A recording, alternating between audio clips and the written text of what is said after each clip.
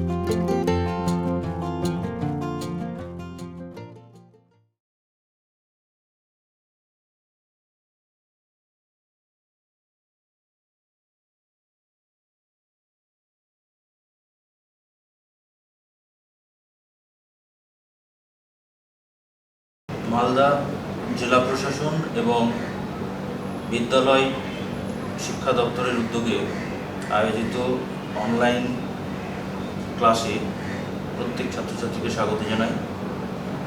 আমি রামকৃষ্ণ মিশন বিবেকানন্দ বিদ্যা মন্দির মালদার শিক্ষক শুভঙ্কর রাহা তোমাদের আজকে একাদশ শ্রেণীর ভূগোল বিষয়ের তৃতীয় অধ্যায় এবং সেই তৃতীয় অধ্যায়ের একটি অংশ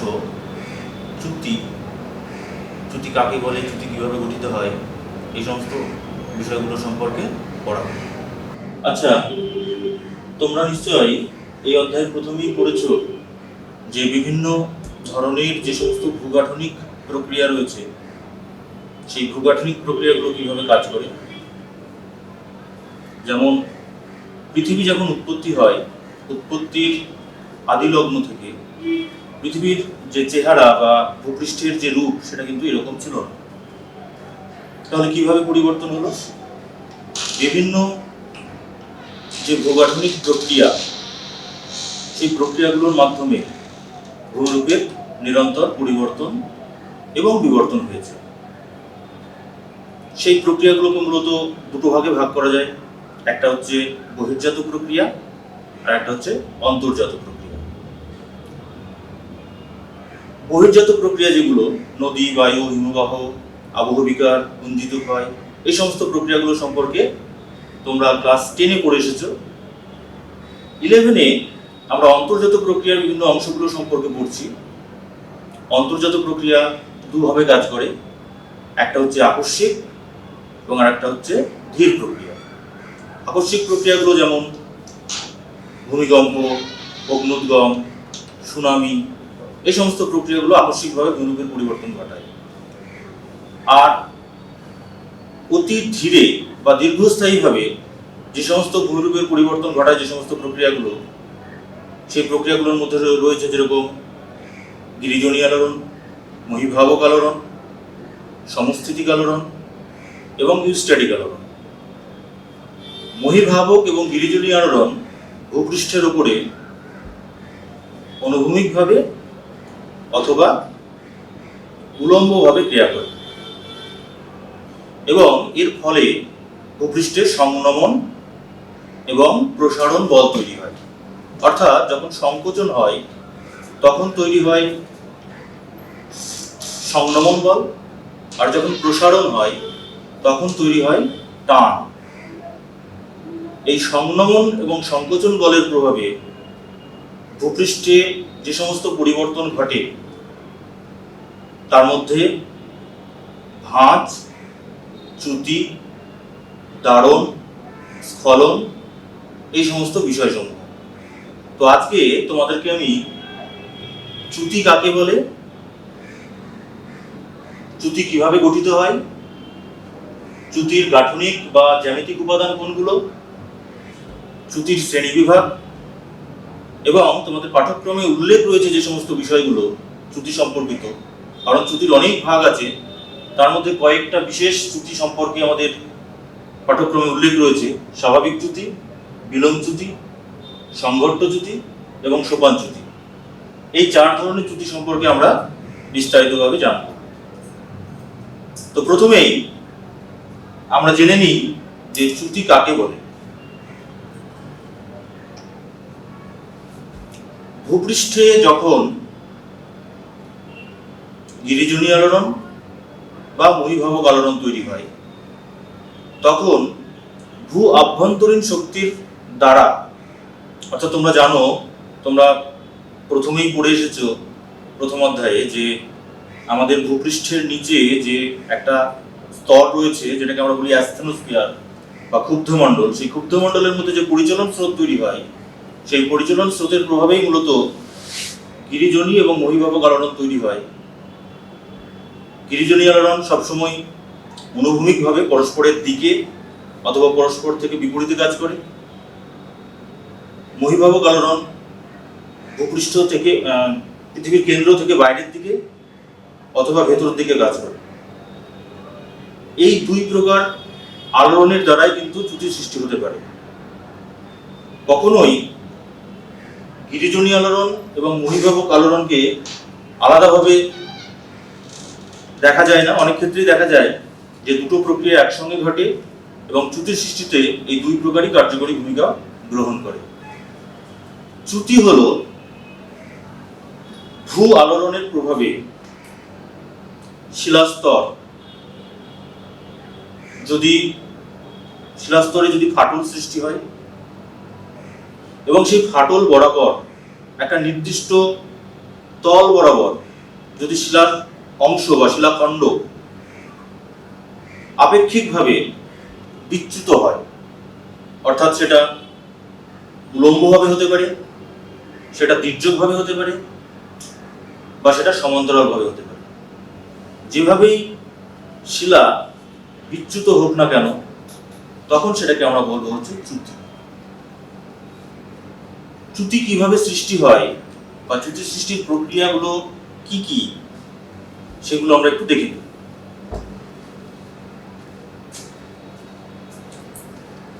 ভূপৃষ্ঠে মূলত 3 ভাবে চ্যুতি সৃষ্টি হতে পারে। কি কি? একটা হচ্ছে, এই যে বললাম, প্রসারণ বলের ফলে ভূপৃষ্ঠে ফাটল সৃষ্টি হয়, অর্থাৎ একটা চ্যুতি রেখা সৃষ্টি হয় বলা যেতে পারে। এবং তার প্রভাবে প্রসারণ বল যদি কাজ করে, দুপাশ থেকে যদি টান কাজ করে, তাহলে কি হবে? তাহলে একটা অংশ আরেকটা অংশ থেকে নিচের দিকে স্থানান্তরিত হয়ে যাবে, অর্থাৎ নিচের দিকে নেমে আসবে, অর্থাৎ নিম্নমুখী স্থানান্তর ঘটবে। সাধারণত দেখা যায় স্বাভাবিক চ্যুতির ক্ষেত্রে এই রকম প্রসারণ বলের দ্বারা সৃষ্ট টানজনিত কারণে স্বাভাবিক চ্যুতি, সোপান চ্যুতি ইত্যাদি গঠিত হয়। দ্বিতীয় প্রক্রিয়াটা হচ্ছে সংকোচন বলের প্রভাব। যদি ভূ আলোড়নের কারণে পরস্পরের মুখোমুখি যদি কাজ করে, অর্থাৎ একটা সংনমন বল তৈরি হয়, সেই সংনমন বলের প্রভাবে যদি ভূপৃষ্ঠে একটা ফাটল তৈরি হয় বা বলতে পারি একটা চ্যুতি রেখা তৈরি হয়, তখন সেই চ্যুতি রেখা বরাবর ভূপৃষ্ঠের একটা অংশ আরেকটা অংশ থেকে ঊর্ধ্বমুখী স্থানান্তর ঘটে, অর্থাৎ উপরের দিকে উঠে যায়। যেমনটা আমরা দেখতে পাই বিপরীত চ্যুতির ক্ষেত্রে, যেমনটা আমরা দেখতে পাই সংঘট্ট চ্যুতির ক্ষেত্রে বা থ্রাস্ট ফোল্ডের ক্ষেত্রে। আর একটা প্রক্রিয়া রয়েছে বা পদ্ধতি রয়েছে চ্যুতি সৃষ্টির, সেটা হচ্ছে সংকোচন বলের প্রভাবে ভূপৃষ্ঠে কোথাও একটা ফাটল সৃষ্টি হলো বা একটা চ্যুতি রেখা তৈরি হলো, সেই চ্যুতি রেখা বরাবর যদি শিলাস্তর পাশাপাশি সরণ ঘটে, অর্থাৎ অনুভূমিকভাবে যদি সরণ ঘটে, তাহলে সেভাবেও কিন্তু চ্যুতি সৃষ্টি হতে পারে। যেমনটা আমরা বলতে পারি আয়াম স্খলন চ্যুতি নামে এক ধরনের চ্যুতি রয়েছে। আয়াম স্খলন চ্যুতি কিন্তু এইভাবে গঠিত হয়। মূলত এই তিনটে পদ্ধতিতেই চ্যুতি সৃষ্টি হয়। আমরা একটু ডায়াগ্রামের সাহায্যে দেখে নিই। দেখো এখানে আমি প্রথম ডায়াগ্রামের সাহায্যে দেখানো হচ্ছে এই যে দুপাশে দুই দিকে বল কাজ করছে, অর্থাৎ এক্ষেত্রে টান সৃষ্টি হচ্ছে ভূপৃষ্ঠে, এবং টানের ফলে কি হচ্ছে, শিলাস্তরের একটা অংশ আর একটা অংশ থেকে নিচের দিকে নেমে আসছে। অর্থাৎ প্রথম পয়েন্ট আমি যেটা বললাম যে নিম্নমুখী চলন ঘটে টানের ফলে এবং চ্যুতি সৃষ্টি হয়, অর্থাৎ শিলাচ্যুতি ঘটে। এটা প্রথম কারণ। দ্বিতীয় কারণ আমি যেটা উল্লেখ করেছিলাম, যদি ভূ আলোড়নের ফলে দুপাশে অর্থাৎ দুই দিকে যদি চাপ সৃষ্টি হয় দুপাশ থেকে, তাহলে শিলাস্তরে একটা সংকোচন বল কাজ করে এবং সংকোচন বলের প্রভাবে সংনমন শক্তি উৎপন্ন হয়। সেই সংনমন শক্তির প্রভাবে কি হয়, ভূপৃষ্ঠের একটা অংশ আর একটা অংশ থেকে উপরের দিকে উঠে যায়, অর্থাৎ শিলাস্তরের ঊর্ধ্বমুখী গমন বা ঊর্ধ্বমুখী সঞ্চালন লক্ষ্য করা যায়, যেমনটা আমরা বিপরীত চ্যুতির ক্ষেত্রে দেখি। এখানে আমরা তৃতীয় ক্ষেত্রে আমরা দেখতে পাচ্ছি যে অনুভূমিকভাবে শিলাস্তরের একটা অংশ আর একটা অংশ পাশাপাশি চলাচল করছে। এক্ষেত্রে আমি তৃতীয় পয়েন্টে যে কথাটা বলেছিলাম যে যদি সংকোচন শক্তির প্রভাবে যদি একটা অংশ আর একটা অংশ থেকে অনুভূমিকভাবে চলাচল করে, তাহলেও কিন্তু চ্যুতির সৃষ্টি হতে পারে। বা অনুভূমিকভাবে যদি স্থানান্তর হয় শিলারাশির একটা স্থান থেকে একটা অংশ থেকে আর একটা অংশে, তাহলেও কিন্তু চ্যুতির সৃষ্টি হতে পারে। অর্থাৎ চ্যুতি সৃষ্টির যে প্রক্রিয়া, তিনটে প্রক্রিয়া, এই তিনটে প্রক্রিয়াতেই মূলত চ্যুতি সৃষ্টি হয়। এবার আমরা দেখে নেব যে চ্যুতি সৃষ্টির চ্যুতির যে বিভিন্ন গাঠনিক উপাদানগুলো রয়েছে সেইগুলো সম্পর্কে আমরা দেখব। প্রথমে একটু বলে নিই যে গাঠনিক উপাদান কি আসলে।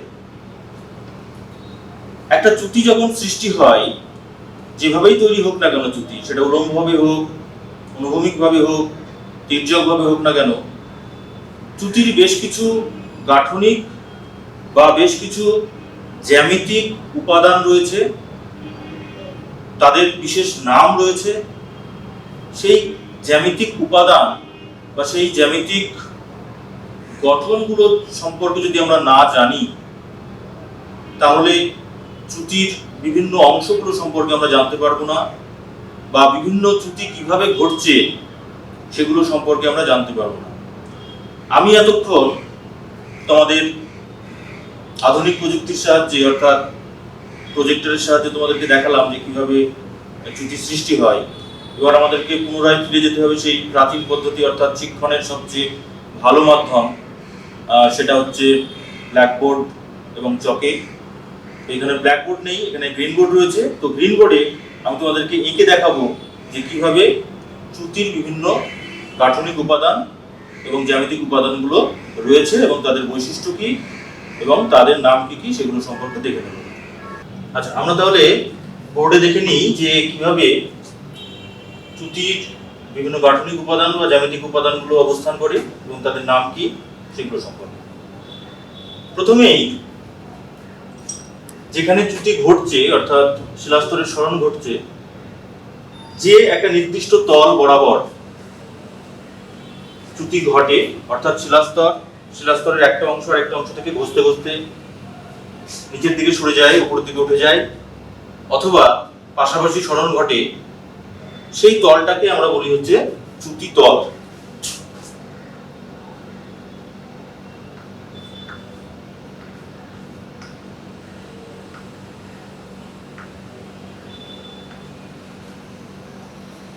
একটা চ্যুতির ক্ষেত্রে চ্যুতিতল কিন্তু খুবই গুরুত্বপূর্ণ বিষয়। চ্যুতিতল বিভিন্নভাবে অবস্থান করতে পারে। চ্যুতিতল কখনো উলম্বভাবে অবস্থান করতে পারে, কখনো তির্যকভাবে অবস্থান করতে পারে,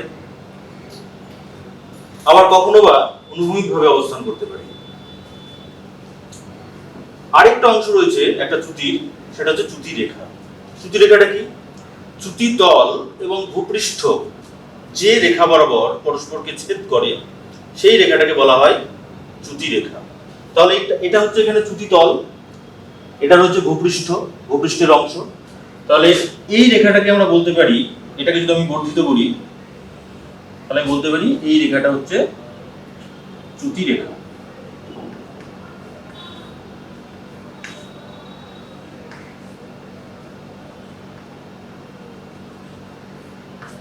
এটা গেল হচ্ছে চ্যুতি রেখা।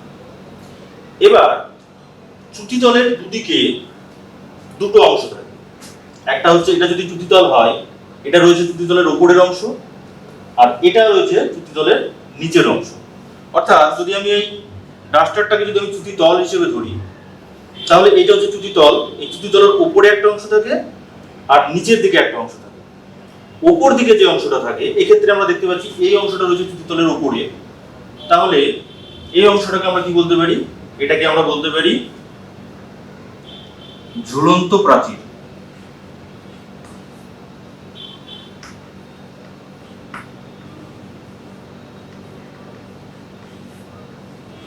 বা এটাকে হ্যাঙ্গিং ওয়ালও বলা হয়।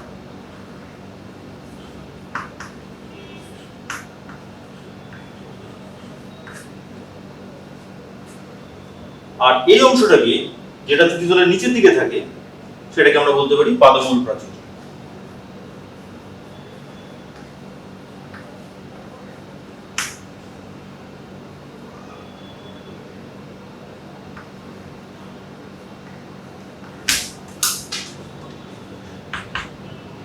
বা এটাকে আমরা ফুটওয়াল বলতে পারি।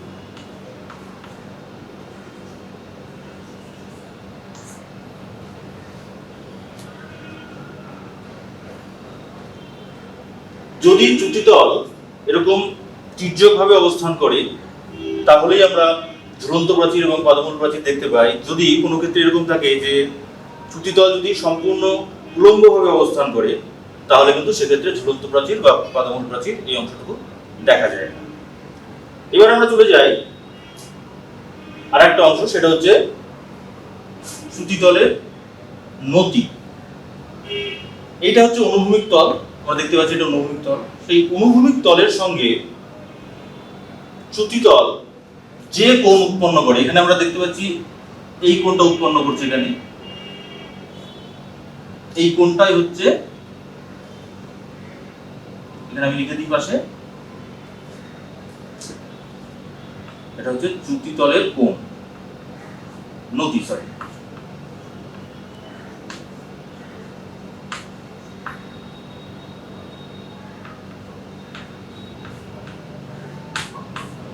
বলতে পারি এই যে চ্যুতিতল এবং অনুভূমিক তল যে কোণ উৎপন্ন করছে, সেটা হচ্ছে চ্যুতিতলের নতি। আর একটা বিষয় এখানে রয়েছে, সেটা হচ্ছে আয়াম বা স্ট্রাইক। কি সেটা? অনুভূমিক তল এবং চ্যুতিতল, এটা হচ্ছে অনুভূমিক তল। এখানে দেখতে পাচ্ছি আমরা, এটা হচ্ছে অনুভূমিক তল। আমি গোলাপি রঙের চক দিয়ে দেখেছি, এটা হচ্ছে চ্যুতিতল। আর এটা হচ্ছে অনুভূমিক তল, আর এটা হচ্ছে চ্যুতিতল। এই দুটো তল যে কাল্পনিক রেখা বরাবর পরস্পরকে ছেদ করছে, সেই কাল্পনিক রেখাকে আমরা বলতে পারি আয়াম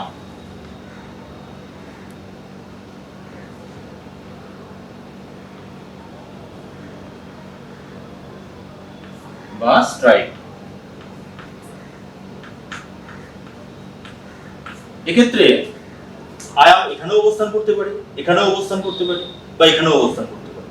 অর্থাৎ অনুভূমিক তলের সঙ্গে যেখানে ছেদ করছে যে কাল্পনিক রেখা বরাবর, সেটাকে আমরা আয়াম বলতে পারি। এবার আমরা চলে আসবো আর একটা বিষয়ে, সেটা হচ্ছে চ্যুতির কোণ, বা এটাকে আমরা হেড বলি। কি এটা? এটা হচ্ছে উলম্ব তল, উলম্ব রেখা। তাহলে উলম্ব রেখার সঙ্গে চ্যুতিতল যে কোণ উৎপন্ন করছে, সেটাই হচ্ছে, এই কোণটাই হচ্ছে চ্যুতি কোণ।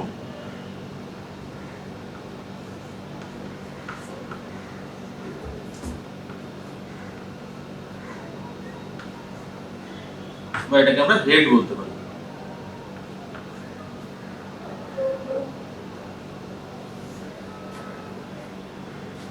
এক্ষেত্রে একটা জিনিস লক্ষণীয়, যে চ্যুতি কোণ এবং চ্যুতিতলের নতি দুটোকে যদি যোগ করা হয় তাহলে 90 ডিগ্রি হয়।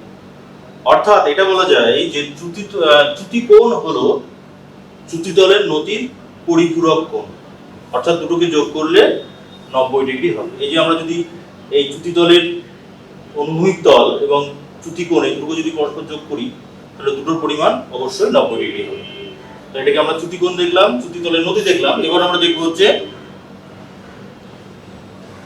কোন একটা চ্যুতি যতটা উলম্ব দূরত্ব অতিক্রম করে, এখানে আমরা দেখতে পাচ্ছি এতটা দূরত্ব ডিসপ্লেসমেন্ট ঘটেছে, এখান থেকে এতটা, অর্থাৎ সরণ ঘটেছে এতটা। অর্থাৎ উলম্ব ভাবে যতটা সরণ ঘটছে একটা চ্যুতির ক্ষেত্রে সেটাকে আমরা কি বলি?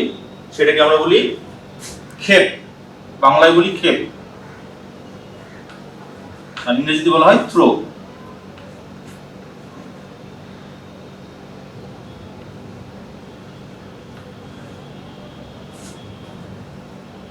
আরেকটা বিষয় যেখানে আমরা দেখতে পাচ্ছি যে একটা চ্যুতির যতটা অনুভূমিক স্থানান্তর ঘটেছে, এক্ষেত্রে এতটা পরিমাণ অনুভূমিক স্থানান্তর ঘটছে, তাহলে সেটাকে আমরা কি বলবো?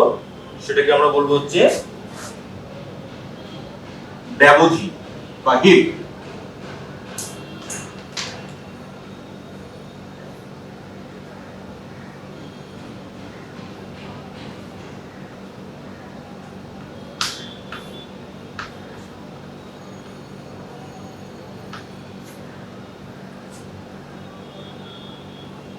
আচ্ছা, আরো বেশ কিছু অংশ রয়েছে একটা চ্যুতির। যেমন একটা চ্যুতির ক্ষেত্রে চ্যুতিতলের নিচে যে অংশটা অবস্থান করবে সেই অংশটাকে আমরা বলবো হচ্ছে অধক্ষেপ। এক্ষেত্রে আমরা দেখতে পাচ্ছি ঝুলন্ত প্রাচীরটাই হচ্ছে অধক্ষেপ, অর্থাৎ নিচে অবস্থান করছে।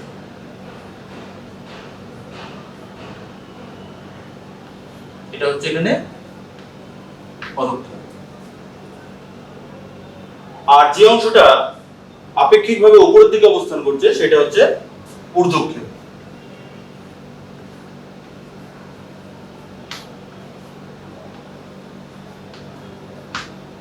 তাহলে অধক্ষেপ এই অংশটা নিচে নেমে গেছে, আর এই অংশটা আপেক্ষিকভাবে উপরের দিকে উঠে গেছে। একটা চ্যুতি যখন তৈরি হয়, অর্থাৎ যখন শিলাস্তরের সরণ ঘটে, সাধারণত এই ক্ষেত্রে আমরা একটা স্বাভাবিক চ্যুতি দেখতে পাচ্ছি। তো এইখানে একটা চ্যুতি তলের সঙ্গে ডিসপ্লেসমেন্ট ঘটার পরে যে একটা খাড়া তল উৎপন্ন হয়, তখন সেটাকে আমরা বলি হচ্ছে চ্যুতি ভৃগু। এই খাড়া তলটাকে আমরা বলছি চ্যুতি ভৃগু।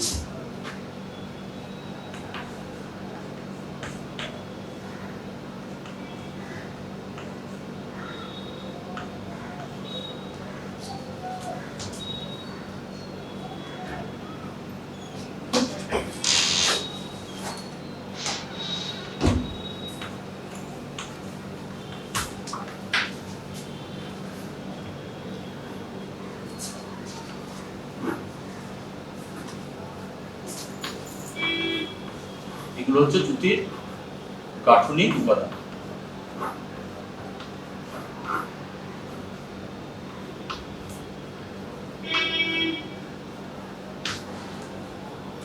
আচ্ছা, এখানে আমরা চ্যুতির শ্রেণীবিভাগ দেখতে পাচ্ছি, অর্থাৎ বিভিন্ন ভিত্তিতে চ্যুতিকে শ্রেণীবিভাগ করা হয়। যেমন আপাত স্থানান্তরের ভিত্তিতে, শিলাস্তরের প্রকৃতির সাথে চ্যুতির তুলনার ভিত্তিতে, চ্যুতির বিন্যাসের ভিত্তিতে, বা স্খলনের দিক অনুযায়ী। আপাত স্থানান্তরের ভিত্তিতে মানে যখন চ্যুতি ঘটে, অর্থাৎ চ্যুতির যে সাধারণত দুটো অংশ থাকে সেটা কিভাবে স্থানচ্যুত হয় তার ভিত্তিতে চারটি ভাগে ভাগ করা যায়। একটাকে বলে স্বাভাবিক চ্যুতি, বা এটাকে অনুলোম চ্যুতিও বলা হয়, ইংরেজিতে বলা হয় নরমাল ফল্ট। দ্বিতীয় যে অংশটা সেটাকে বলা হয় বিপরা চ্যুতি, বা এটাকে বিলোম চ্যুতিও বলা হয়, ইংরেজিতে বলা হয় এটাকে রিভার্স ফল্ট। তৃতীয় যে চ্যুতি আপাত স্থানান্তরের ভিত্তিতে সেটা হচ্ছে সংঘট্ট চ্যুতি, এটাকে থ্রাস্ট ফল্ট বলা হয় ইংরেজিতে। আর চতুর্থ যে অংশটা, যে চ্যুতিটা, এর নাম হচ্ছে সোপান চ্যুতি, বা ইংরেজিতে বলা হয় স্টেপ ফল্ট। এই হচ্ছে 4 ধরনের চ্যুতি আপাত স্থানান্তরের ভিত্তিতে। শিলাস্তরের প্রকৃতির সাথে চ্যুতির তুলনার ভিত্তিতে মূলত 5 ভাগে ভাগ করা যায়: আয়াম চ্যুতি, নতি চ্যুতি, তির্যক চ্যুতি, অনুদৈর্ঘ্য চ্যুতি এবং প্রস্থ বরাবর চ্যুতি। চ্যুতির বিন্যাসের ভিত্তিতে 4 ভাগে ভাগ করা যায়: সমান্তরাল চ্যুতি, কেন্দ্রভূমিক চ্যুতি, পরিধি চ্যুতি, হিঞ্জ চ্যুতি। আর স্খলনের দিক অনুযায়ী চ্যুতিকে মূলত 3 ভাগে ভাগ করা যায়: আয়াম স্খলন, নতি স্খলন আর তির্যক স্খলন চ্যুতি। এই হচ্ছে চ্যুতির প্রধানত 4টি ভিত্তিতে শ্রেণী বিভাগ। তবে আমাদের পাঠ্যক্রম অনুযায়ী এত বিভাগের বিবরণ নেই। এই আপাত স্থানান্তরের ভিত্তিতে যে 4টি বিভাগ রয়েছে, অর্থাৎ স্বাভাবিক চ্যুতি, বিপরীত চ্যুতি, সংঘট্ট চ্যুতি এবং সোপান চ্যুতি, এই 4 ধরনের চ্যুতি আমাদের সিলেবাসে রয়েছে বা পাঠ্যক্রমে রয়েছে। আমরা এই 4 ধরনের চ্যুতি কাকে বলে, কিভাবে সৃষ্টি হয়, তাদের বৈশিষ্ট্য কি, কোথায় কোথায় দেখা যায়, এগুলো নিয়ে আলোচনা করব। তো প্রথমেই আমরা দেখে নিই স্বাভাবিক চ্যুতি সম্পর্কে। এখানে আমরা ডায়াগ্রামে দেখতে পাচ্ছি যে মূলত টানের ফলে, ভুয়ালনের ফলে যে টান তৈরি হয়, সেই টানের ফলে দুটো অংশ শিলাস্তূপ, একটা অংশ আর একটা অংশ থেকে চ্যুতিতল বরাবর নিচের দিকে নেমে আসছে। অর্থাৎ চ্যুতিতলের উপরে যে অংশটা অবস্থান করছে, অর্থাৎ ঝুলন্ত প্রাচীর, সেটা নিচের দিকে নেমে আসছে আর পাদমূল প্রাচীরটা নির্দিষ্ট স্থানে অবস্থান করছে। এই ধরনের চ্যুতিকে আমরা স্বাভাবিক চ্যুতি বা অনুলোম চ্যুতি বা নরমাল ফল্ট বলতে পারি। স্বাভাবিক চ্যুতির বেশ কিছু বৈশিষ্ট্য লক্ষ্য করা যায়। কি কি বৈশিষ্ট্য? প্রথমত, এই চ্যুতি টান জনিত বলের ফলে সৃষ্টি হয়। অর্থাৎ ভূয়ালনের ফলে যে গিরিজনী আলোড়ন বা মহিভাবক আলোড়নের ফলে যে টান তৈরি হয় শিলাস্তরে, সেই টানের কারণেই শিলাস্তরের একটা অংশ আর একটা অংশ থেকে নিচের দিকে নেমে এসে চ্যুতির সৃষ্টি করে। দ্বিতীয় বৈশিষ্ট্য হচ্ছে অভিকর্ষের টানকে অনুসরণ করে এই চ্যুতি সৃষ্টি হয়। অর্থাৎ সবসময় অভিকর্ষজ বলের দিকে কাজ করে এই চ্যুতি, অর্থাৎ নিচের দিকে নেমে আসে অভিকর্ষ বলকে অনুসরণ করে। তৃতীয় বৈশিষ্ট্যতে আমরা দেখতে পাচ্ছি এখানে যে ঝুলন্ত প্রাচীর সর্বদা অধক্ষেপ রূপে অবস্থান করে। এখানে এইটা হচ্ছে হ্যাঙ্গিং ওয়াল বা ঝুলন্ত প্রাচীর, আর এইটা হচ্ছে ফুটওয়াল বা পাদমূল প্রাচীর। তো সবসময় এই অংশটা অর্থাৎ ঝুলন্ত প্রাচীরটা অধক্ষেপ রূপে অর্থাৎ নিচের দিকে নেমে অবস্থান করছে, আর ফুটওয়ালটা সবসময় উপরে অবস্থান করে এই চ্যুতির ক্ষেত্রে। চতুর্থ বৈশিষ্ট্যতে আমরা বলতে পারি যে চ্যুতিতল উলম্ব ও হেলানো উভয়ই হতে পারে। এই যে চ্যুতিতল, এই চ্যুতিতলটা এখানে আমরা সামান্য হেলানো দেখতে পাচ্ছি, এটা উলম্বভাবে হতে পারে সরাসরি, আবার এরকম হেলানো হতে পারে, উভয় প্রকারই হতে পারে। পঞ্চম বৈশিষ্ট্য দেখবো যে চ্যুতিতলের নতির পরিমাণ এখানে বেশি হয়। অর্থাৎ অনুভূমিক তলের সঙ্গে চ্যুতিতল যে কোণে অবস্থান করে সেটাকে আমরা বলি হচ্ছে চ্যুতিতলের নতি। আমরা এর আগে চ্যুতির গাঠনিক বা জ্যামিতিক উপাদান পড়ার সময় দেখেছিলাম যে অনুভূমিক তলের সঙ্গে চ্যুতিতল যে কোণ উৎপন্ন করে সেটাই হয় সেখানকার চ্যুতিতলের নতি। তো এক্ষেত্রে আমরা দেখতে পাচ্ছি যে স্বাভাবিক চ্যুতির ক্ষেত্রে যে চ্যুতিতলের নতির পরিমাণ কিন্তু তুলনামূলকভাবে অনেক বেশি হয়। আর হেড বা ব্যবধির পরিমাণ, হেড মানে হচ্ছে চ্যুতির কোণ, আর ব্যবধি মানে হচ্ছে অনুভূমিক যে স্থানান্তর বা ডিসপ্লেসমেন্ট, সেটার পরিমাণ তুলনামূলকভাবে অনেকটা কম হয়। তো স্বাভাবিকভাবে আমরা এর আগে পড়েছিলাম যে চ্যুতিতলের নতি আর চ্যুতিতলের কোণ বা হেড, এটাকে যদি দুটোকে যোগ করা হয় তাহলে 90 ডিগ্রি হয়। স্বাভাবিকভাবে যদি চ্যুতিতলের নতির পরিমাণ বেশি হয় তাহলে চ্যুতি হেড বা চ্যুতি কোণের পরিমাণ কম হবে, এবং ব্যবধির পরিমাণ অর্থাৎ অনুভূমিক ব্যবধানের পরিমাণটাও তুলনামূলকভাবে কম। আর এক্ষেত্রে যেহেতু একটা অংশ আর একটা অংশ থেকে পরস্পর সরে যায় এবং সরে যাওয়ার কারণে ভূপৃষ্ঠের ক্ষেত্রফল বৃদ্ধি পায়, অর্থাৎ জায়গাটা আরো বেশি ছড়িয়ে পড়ে, সেই জন্য স্বাভাবিক চ্যুতির ক্ষেত্রে ভূপৃষ্ঠের ক্ষেত্রফল বৃদ্ধি পায়। বেশিরভাগ স্তূপ পর্বত গঠিত অঞ্চল বা ভঙ্গিল পর্বতেও অনেক ক্ষেত্রে দেখা যায় যে এরকম স্বাভাবিক চ্যুতি বা নর্মাল ফল্ট গঠিত হয়েছে। যেমন যদি আমরা জার্মানির ব্ল্যাক ফরেস্ট বা ফ্রান্সের ভোজ পার্বত্য অঞ্চলে যাই, তাহলে এরকম একাধিক নর্মাল ফল্ট বা স্বাভাবিক চ্যুতি দেখতে পাবো। এবার আমরা চলে আসি পরের অংশটাতে, সেটা হচ্ছে বিপরীত চ্যুতি। অর্থাৎ এটা দেখো, স্বাভাবিক চ্যুতি কিন্তু একদম বিপরীত অবস্থা। কিরকম? এক্ষেত্রে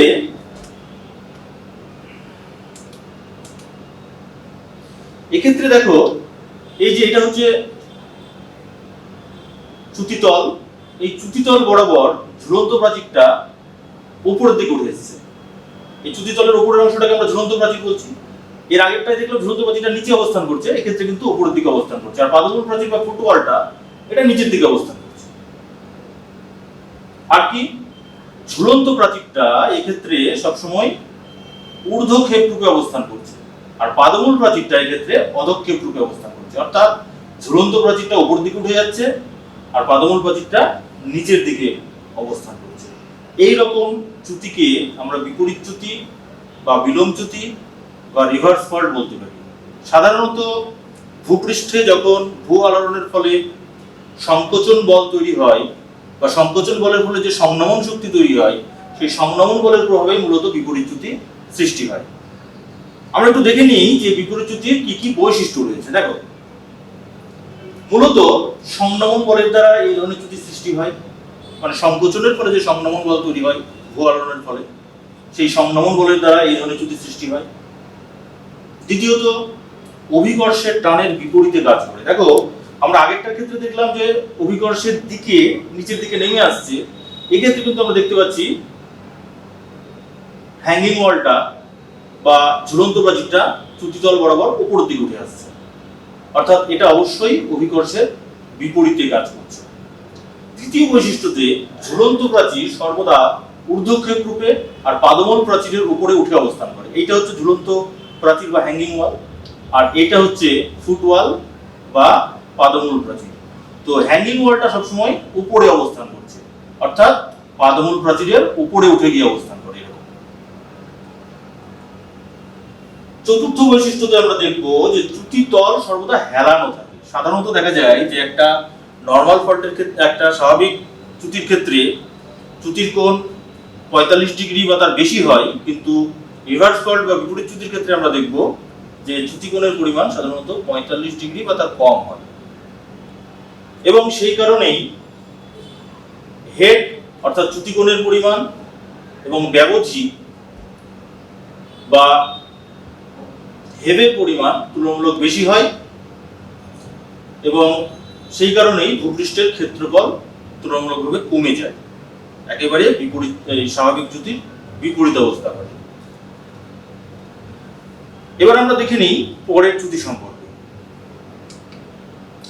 এবার দেখবো আমরা সংঘট্ট চ্যুতি, ইংরেজিতে বলা হয় থ্রাস্ট ফল্ট। কি থ্রাস্ট ফল্টটা? থ্রাস্ট ফল্ট হচ্ছে, একটু আমরা দেখে নিই, একটা ছবি আছে, এরপরে একটা ডায়াগ্রাম রয়েছে। দেখো, এটা অনেকটা রিভার্স ফল্টের মতোই, বিপরীত চ্যুতির মতোই, কিন্তু এখানে পার্থক্য এটাই যে যদি বিপরীত চ্যুতিতে চ্যুতি কোণের পরিমাণ যদি অত্যন্ত কম হয়, দেখা যায় 45 ডিগ্রি থেকে অনেক কম হয়, 10 ডিগ্রি 12 ডিগ্রি এরকম যদি হয়, এখানে যদি কোণের পরিমাণটা একটু বেশি দেখানো হচ্ছে, কিন্তু যদি চ্যুতি কোণের পরিমাণ যদি কম হয়, তখন দেখা যায় যে একটা অংশ, অর্থাৎ যে হ্যাঙ্গিং ওয়াল যেটা, সেটা ফুটওয়ালের অনেকটা উপরের দিকে উঠে আসে এবং চ্যুতিতলটা প্রায় শায়িত অবস্থায় অবস্থান করে।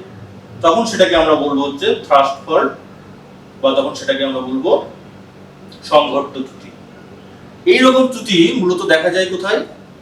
ভঙ্গিল পার্বত্য অঞ্চলে যদি আমরা যাই, শায়িত ভাঁজ আমরা পড়েছি এর আগে, রিকাম্বেন্ট ফোল্ড। সেই রিকাম্বেন্ট ফোল্ডের ক্ষেত্রে যদি এরকম পার্শ্বচাপ বৃদ্ধি পায় ভূ আলোড়নের ফলে, তাহলে দেখা যায় যে সেই ভাঁজের অক্ষ বরাবর একটা চ্যুতি তৈরি হয়, একটা চ্যুতিতল তৈরি হয়, আর সেই চ্যুতিতলটা শায়িত অবস্থায় থাকে এবং সেই চ্যুতিতল বরাবর একটা অংশ, অর্থাৎ কখনো ঊর্ধ্বস্তূপ কখনো অধস্তূপ, এক স্থান থেকে আরেক স্থানে সরে যায়, অর্থাৎ অনুভূমিকভাবে সরণ ঘটে। তখন সেটাকে আমরা এইরকম থ্রাস্ট ফল্ট বলতে পারি। আমরা ভাঁজ গঠনের সময় ন্যাপ করেছিলাম, ন্যাপ গঠনের সময় কিন্তু এইরকম সংঘট্ট চ্যুতি বা থ্রাস্ট ফল্ট ঘটে থাকে। এই সংঘট্ট চ্যুতিকে আবার দুটো ভাগে ভাগ করা যায়। কি কি? দেখো, একটাকে বলছে অধিরোপণ চ্যুতি আর একটাকে বলছে অবরোপণ চ্যুতি। ওভার থ্রাস্ট ফল্ট আর আন্ডার থ্রাস্ট ফল্ট, এটা কি?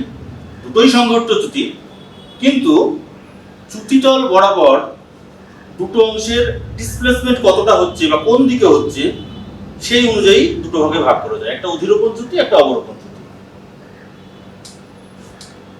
দেখো, এখানে আমি দুটো ছবিতে, দুটো ডায়াগ্রামে দেখিয়েছি। একটা হচ্ছে বাম দিকের যে অংশটা, এটা হচ্ছে একটা অধিরোপণ চ্যুতি বা ওভার থ্রাস্ট ফল্ট। এখানে কি দেখছি যে এইটা হচ্ছে অধস্তূপ আর এটা হচ্ছে ঊর্ধ্বস্তূপ। এটা হচ্ছে চ্যুতিতল। এখানে চ্যুতিতলটা কিন্তু কিভাবে আছে? প্রায় শায়িত অবস্থায় রয়েছে। মানে চ্যুতিতলের কোণের পরিমাণ প্রায় কত হবে? ম্যাক্সিমাম 10 ডিগ্রি হবে বা তারও কম হতে পারে। তো এই চ্যুতিতল বরাবর ঊর্ধ্বস্তূপটা সরণ ঘটছে, যে তীর চিহ্ন দিয়ে দেখাচ্ছি, ঊর্ধ্বস্তূপটা সরে যাচ্ছে বেশ কিছুটা অংশ।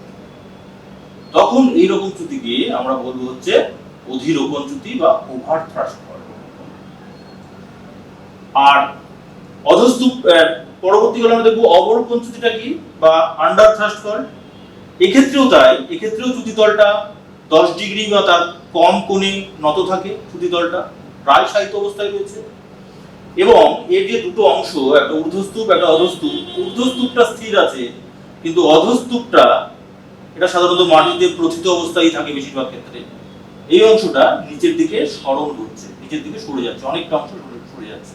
তখন এটাকে আমরা বলবো হচ্ছে অবরোপণ চ্যুতি বা এটাকে আমরা বলবো আন্ডার থ্রাস্ট ফল্ট। তো এই ধরনের সংঘট্ট চ্যুতি ভাঁজ গঠনযুক্ত শিলাতে দেখা যায়, এবং যেখানে ভূ আলোড়ন অত্যন্ত কার্যকর এবং অত্যন্ত সক্রিয়, মাঝে মাঝে ভূ আলোড়ন ঘটে, সেই সমস্ত অঞ্চলগুলোতে এইরকম ওভার থ্রাস্ট ফল্ট বা আন্ডার থ্রাস্ট ফল্ট অধিক পরিমাণে দেখা যায়। এবার আমরা চলে আসবো পরের অংশে, সেটা হচ্ছে সোপান চ্যুতি বা স্টেপ ফল্ট। কি এটা?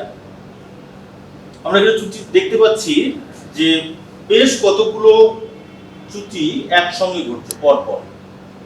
সাধারণত এটা নরমাল ফল্টই, মানে এটা একটা স্বাভাবিক চ্যুতি, এবং সেই স্বাভাবিক চ্যুতিগুলো একসঙ্গে ঘটেছে এবং পর্যায়ক্রমে ঘটেছে। একটা নয়, পরপর একাধিক চ্যুতি যদি পরপর এরকম সারিবদ্ধভাবে সংগঠিত হয়, তখন পরপর যদি অবস্থান করে তখন দেখতে অনেকটা সিঁড়ির ধাপের মতো মনে হয়। সেই জন্য এই ধরনের চ্যুতিকে সোপান চ্যুতি বলা হয়।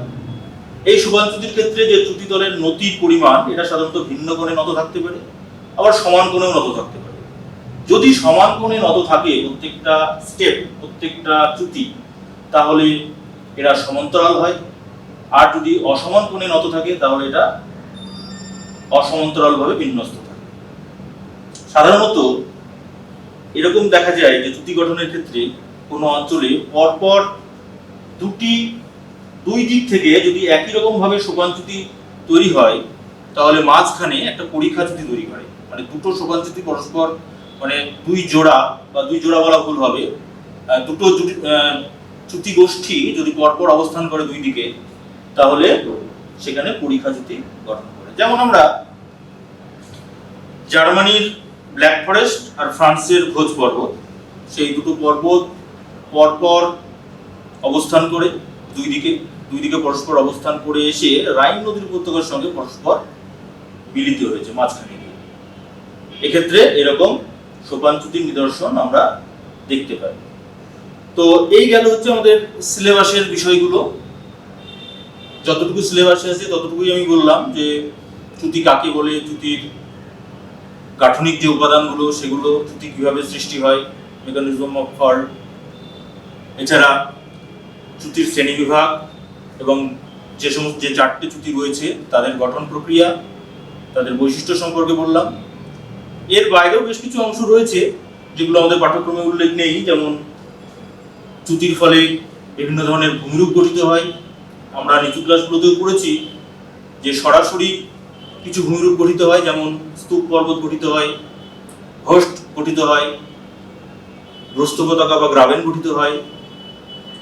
এছাড়া পরোক্ষভাবে বেশ কিছু ভূমিরূপ গঠিত হতে পারে, যেমন চ্যুতি রেখা ভৃগুতট তার মধ্যে অন্যতম। বিভিন্ন ধরনের চ্যুতি রেখা ভৃগুতট রয়েছে, অর্থাৎ কোনো একটা জায়গাতে প্রথমে একটা চ্যুতি রেখা তৈরি হলো এবং দুই পাশে যদি দুই রকমের শিলা থাকে, অর্থাৎ কঠিন ও কোমল শিলা বিন্যস্ত থাকে, তাহলে বৈষম্যমূলক ক্ষয়ের ফলে যে স্ক্রাপ বা ভৃগু তৈরি হয়, তখন সেটাকে আমরা বলবো হচ্ছে চ্যুতি রেখা ভৃগু। তো যাই হোক, আজকে এইটুকু বলে আমি চ্যুতির অংশটুকু শেষ করছি।